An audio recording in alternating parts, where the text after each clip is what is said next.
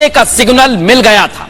यह सवाल आज पूछा जा रहा है क्योंकि बाबा बागेश्वर जो कि इस समय गुजरात के वडोदरा में मौजूद हैं, उन्होंने एक बयान दिया है। पहले मैं आपको दिखाता हूं यह हादसा जो आप देख रहे हैं, जो अभी बालासोर में हुआ है, काम चल रहा है वहां पर, इसका सिग्नल बाबा बागेश्वर को मिल गया, यानी पंडित धीरेन्द्र कृष्ण शास्त्री। तस्वीर दिखाई है, ये आप देखिए, ऐसा स्वागत इनका गुजरात में हुआ, अलग अलग जगह पर जाते हैं ऐसे ही स्वागत हो रहा है। लेकिन बाबा बागेश्वर ने क्या दावा किया है, क्या कहा है, वो जरा आपको इस रिपोर्ट में समझाते हैं।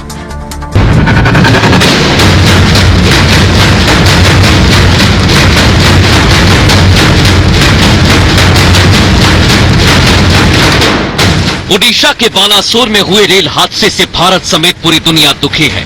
लोग जानना चाहते हैं कि इतना भयानक हादसा हुआ कैसे। इस बीच बाबा बागेश्वर ने बड़ा दावा कर दिया। एक पत्रकार महोदय ने पूछा कि क्या आपकी शक्ति कोई बड़ी घटना भारत के बारे में संकेत दे पाती है? माय डियर प्यारे, यस।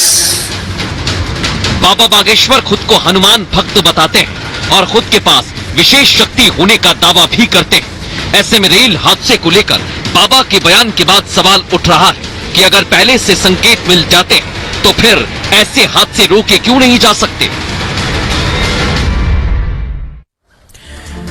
तो सवाल यह कि क्या बाबा बागेश्वर सब कुछ जानते हैं, उन्होंने दावा क्या किया है, कैसे किया है, यह जरा मैं आपको समझाने वाला हूं, बताने वाला हूं। आइए जानते हैं। तो पंडित धीरेन्द्र कृष्ण शास्त्री यानी बाबा बागेश्वर आपको नजर आ रहे हैं, ग्राफिक्स दिखाइए जरा। ओडिशा में ट्रेन हादसे पर बाबा बागेश्वर का बयान सामने आ गया। क्या कहा है बाबा ने, यह जरा समझिए। हादसे से मन बहुत दुखी है, हमें भी बहुत पीड़ा हुई है। मारे गए लोगों के लिए 2 मिनट का मौन भी रखा बाबा ने, और हम पहली अर्जी लगाएंगे कि घायल जल्द स्वस्थ हो जाएं, यह बाबा बागेश्वर ने कहा। लेकिन बाबा ने कहा कि उन्हें बड़ी घटनाओं के संकेत मिलते हैं, अनिष्ट होने के संकेत पहले ही मिल जाते हैं, यह बाबा ने कहा। बाबा ने कहा कि घटना के बारे में जानना अलग विषय होता है और घटना को टालना एक अलग विषय होता है। उन्होंने उदाहरण दिया कि भगवान कृष्ण भी जानते थे कि महाभारत होगी, लेकिन भगवान भी उसे रोक नहीं पाए। हवा की गति से मुझे संकेत मिलते हैं, यह दावा उन्होंने किया, और फिर बताया कि हवा की गति जितनी तेज होती है उतनी तेजी से ही मुझे संकेत मिलते हैं। मैं पवन पुत्र यानी भगवान हनुमान जी का भक्त हूं और हम राष्ट्रहित के लिए अर्जी लगाते रहेंगे। उन्होंने यह भी कहा कि आतंकी हमला हो या छुपी हुई बात हो, हम अपनी शक्ति का इस्तेमाल करते रहेंगे, यह बाबा बागेश्वर ने कहा है। अब आपको सुनवाते हैं बाबा बागेश्वर जब दरबार में पहुंचे वडोदरा में, तो क्या उन्होंने कहा, सुनिए जरा। एक पत्रकार महोदय ने पूछा कि क्या आपकी शक्ति कोई बड़ी घटना भारत के बारे में संकेत दे पाती है? माय डियर, ठटरी के बरे तो कहेंगे नहीं, माय डियर प्यारे, यस। फिर आप कहोगे कि बोलते क्यों नहीं हो? जानना विषय अलग है, टालना विषय अलग है। जानना बात अलग है, उसको टालना बात अलग है।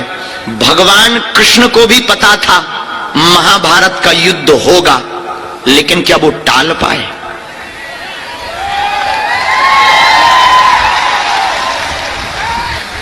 जानना अलग है, टालना अलग है।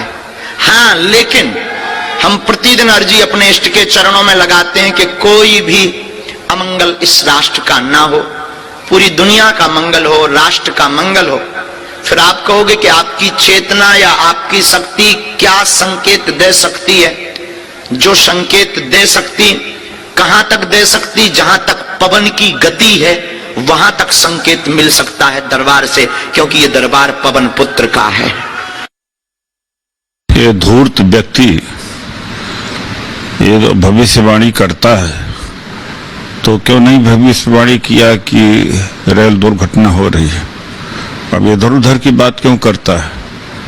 लोगों को बेवकूफ बनाना, राजनीति करना, हिंदू राष्ट्र की बात करना, वो उस आदमी का एजेंडा हिंदू राष्ट्र है, कहता है कि घटना टल नहीं सकती, तो बता ही देते तुम भाई, नहीं टल सकती थी तो बता ही देते।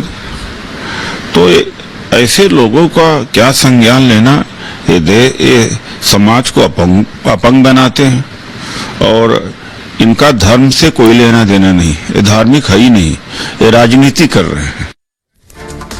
बाबा ने एक और दावा आज किया है, वो भी मैं आपको बताऊंगा। बाबा ने क्या कुछ कहा है।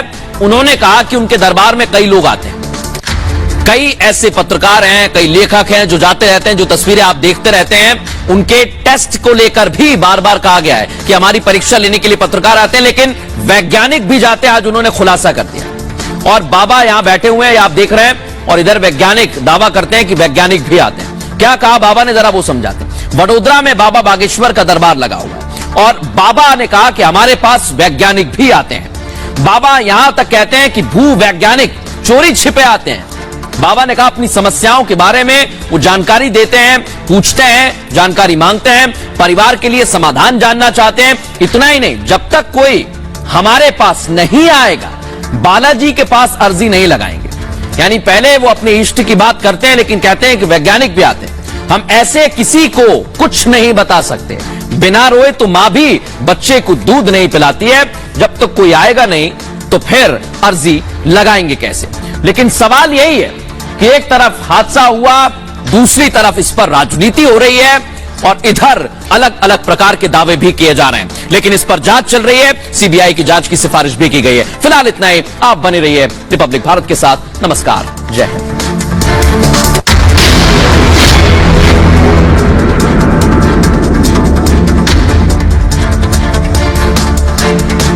शुद्ध सरसों के तेल में बनाया है, कोई मिलावट नहीं। बढ़िया।